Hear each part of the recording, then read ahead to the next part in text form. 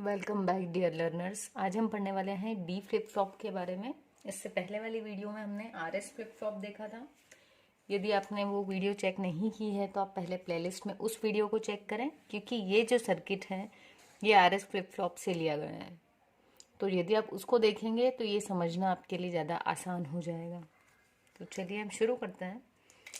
देखिए, D flip flop जो है वो सिंगल इनपुट फ्लिप फ्लॉप है। आरएस फ्लिप फ्लॉप के केस में हमने दो इनपुट्स लिए थे, एक था आर और दूसरा था एस।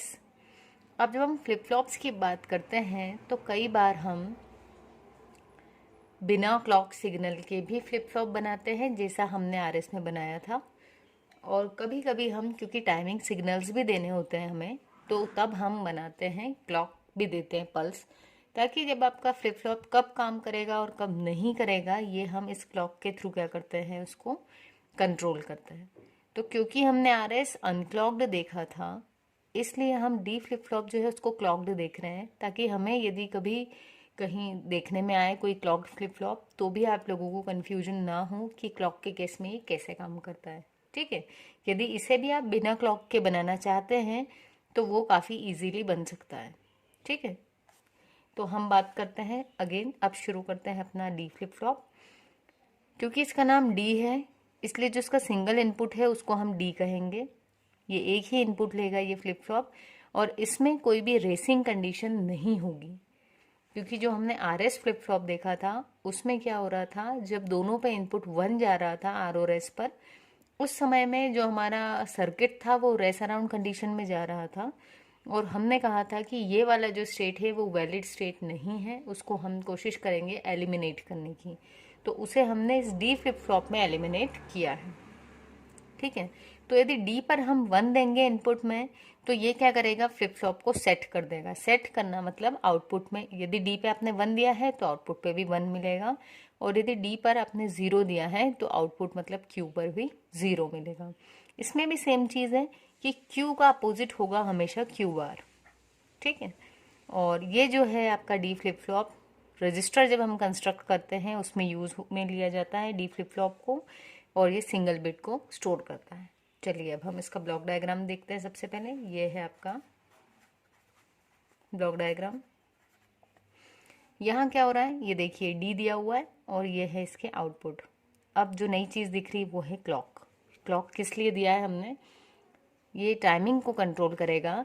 कि जैसे हम कोई स्विच की बात करें तो आपकी जो लाइट है, मान लो ऑन और ऑफ करना है, तो ऑन कब होती है लाइट आपकी, जब आप स्विच को ऑन करते हैं, एंड जब स्विच ऑफ कर देते हैं तो लाइट अपना काम करना बंद कर देती है। ठीक है, वही चीज़ है फ्लिप फ्लॉप के केस में। जब इसको क्लॉक मिलेगी, देखो ये जो मिला हुआ है ये क्लॉक है, और जब ये डाउन वाला जा रहा है तब ये काम नहीं करेगा। फिर से जब इसमें ये वाला आ रहा है, क्लॉक जब हाई रहेगी तब आपका फ्लिप फ्लॉप काम करेगा, जब क्लॉक लो जाएगी तब ये काम नहीं करेगा। ठीक है, तो अब देखिए हाई और लो यानी वही 0 और 1। तो अब ये तो था अपना ब्लॉक डायग्राम। यहाँ पर आएंगे हम, ये है हमारा सर्किट डायग्राम। तो अब यहाँ पर हमने क्या किया हुआ है ये देखें जरा। जो एस और आर दो इनपुट्स थे पहले हमारे, उन दोनों को ही हमने क्या कर दिया, सिंगल इनपुट लिया है डी, और इस इनपुट को एक को तो एज इट इज दिया है, लेकिन दूसरे वाले पर हमने इसको कॉम्प्लीमेंट करके दिया है। कॉम्प्लीमेंट कैसे किया है, नॉट गेट यूज करके। और ये क्यों किया है, क्योंकि देखिए हमने देखा था कि 0 0 पर तो R S flip flop last state में रह रहा था, और जब हम दोनों पर 1 दे रहे थे तो रेस अराउंड कंडीशन जारी थी। इसका मतलब ये था कि आर और एस दोनों पर सेम वैल्यू जब भी जा रही थी तो कोई यूजफुल आउटकम नहीं निकल रहा था।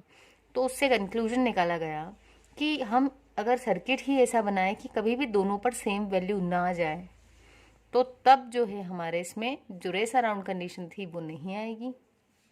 तो इसीलिए क्योंकि दोनों सेम नहीं होना चाहिए, इसलिए क्या कर दिया, एक पर नॉट गेट लगा दिया।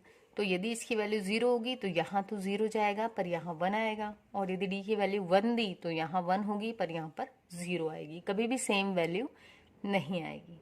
चलिए अब शुरू करते हैं हम। तो अब हमारी जो ट्रुथ टेबल होगी इसमें 3 कॉलम्स होंगे।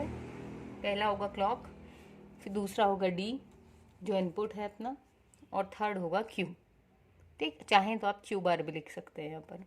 तो अब यदि हम बात करें तो क्लॉक यदि अपनी मान लो थी, यानी क्लॉक की वैल्यू 0, तो अगर यहाँ से 0 आया, यही चीज़ इस इनपुट पे भी मिली और इस पर भी। ये कौन सा गेट है? ये है नैंड। तो नैंड पे जब भी एक 0 हो तो वो क्या काम करता है? मल्टीप्लाई करता है। तो दूसरे की वैल्यू इसके ऊपर कुछ डिपेंड ही नहीं कर रहा, तो हम लिख देंगे इसको डोंट केयर।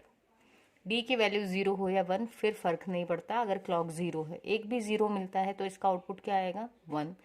तो यहाँ से आएगा 1, और यहाँ भी 0 मिला तो ये भी क्या आएगा? 1।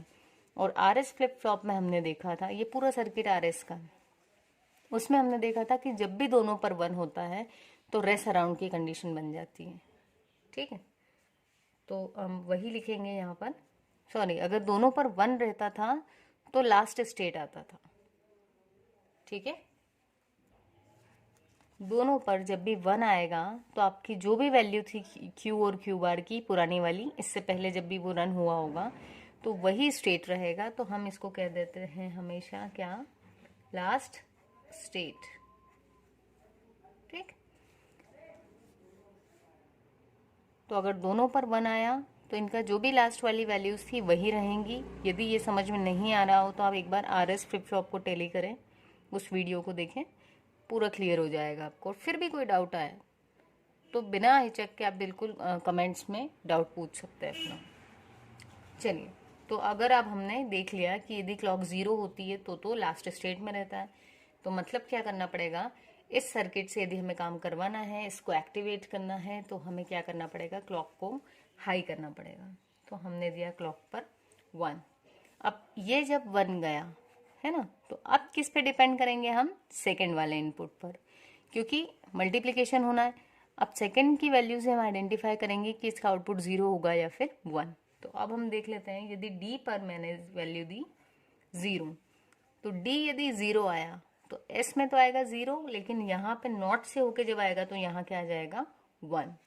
ठीक है, तो यहाँ से आया 0 और यहाँ से आया 1। अब ये क्या था? 1, और ये आया 0। एक भी 0 मिला तो इसका आउटपुट क्या हो जाएगा? इसका आउटपुट हो जाएगा 1। ठीक, और यहाँ से जब आए तो ये था 1, क्लॉक भी थी 1, तो इसका आउटपुट क्या हो जाएगा? यहाँ पर 0। ठीक, अब ये 0 मिला तो पहले ये फटाक से हम इसका निकाल सकते हैं कि क्या होना है यहाँ पर।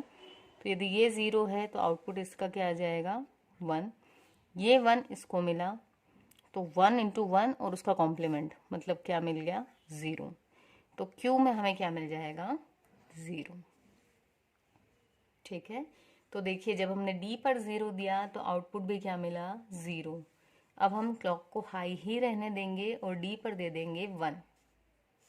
ठीक है, चीज़ें काफ़ी इजी होती हैं, बस ये है कि जब हमारा माइंड कंसंट्रेट कर पा रहा हो तब हम उसको पढ़ने बैठें, और जब पढ़ने बैठें तो ध्यान को कहीं और डाइवर्ट ना होने दें, तो हम इजीली कम समय में चीज़ों को अच्छे से समझ सकते हैं। मतलब जब हम पढ़ रहे हैं तब हम सिर्फ पढ़ ही रहे हैं, है ना, तब और कोई ख्याल मत आने दीजिए अपने माइंड में, ताकि आपको कोई कन्फ्यूजन ना रहे। ठीक, चलिए, अब हमने डी पर क्या ले लिया? 1। तो डी पर यहाँ से तो आ गया 1, है ना, लेकिन यहाँ पर क्या मिलेगा? 0। तो अब यहाँ से 0 मिला तो दूसरे वाले पे डिपेंड ही नहीं करेंगे, 0 का आउटकम क्या हो जाएगा? अब यहाँ पर वैल्यू आ जाएगी S1 की 1। ये ऊपर वाली भूल जाना अभी। ठीक है, तो S1 की वैल्यू हो जाएगी 1, और यदि यहाँ से गए तो 1, और ये जो था आपका क्लॉक ये भी 1 थी, 1 इंटू 1 यहाँ पे क्या मिल जाएगा? इस बारी आपको यहाँ पर मिल जाएगा 0। जब ये 0 मिला तो इस वाले का आउटकम क्या होगा? एक भी 0 मिलता है तो उसका इसका मतलब 0, और ये नैंड है मतलब कन्वर्ट अब कॉम्प्लीमेंट कर दूं तो मिला 1। तो अभी के केस में क्यू पर क्या मिल जाएगा? 1, और यहाँ से जो 1 आया वो इसको दिया, अब वो 1 और ये 1 मल्टीप्लाई हुआ और यहाँ पर क्या मिल जाएगा आपको?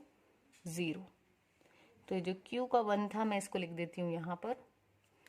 तो देखिए अब हम कह सकते हैं कि जब हम डी पर 0 देंगे तो आउटपुट 0 मिलेगा, डी पर 1 देंगे तो आउटपुट भी 1 मिलेगा। ये है हमारा सिंपल डी फ्लिप फ्लॉप। ठीक है, और इसको हमने किसके थ्रू बनाया है? आरएस के थ्रू। जब मैंने RS पर वीडियो बनाई थी तब आपसे कहा था कि RS फ्लिप फ्लॉप जो है वो बेसिक बिल्डिंग ब्लॉक है सारे फ्लिप फ्लॉप का, फंडामेंटल फ्लिप फ्लॉप कहते हैं क्योंकि सब में उसको हम यूज़ करते हैं कहीं ना कहीं। ठीक है, तो यदि आपने वो वीडियो नहीं देखी तो उसको ज़रूर से देखें। और आई होप आपको वीडियो समझ में आई होगी। ये भी चैनल सब्सक्राइब नहीं किया है तो आई थिंक आज आप ज़रूर करेंगे। Thank you.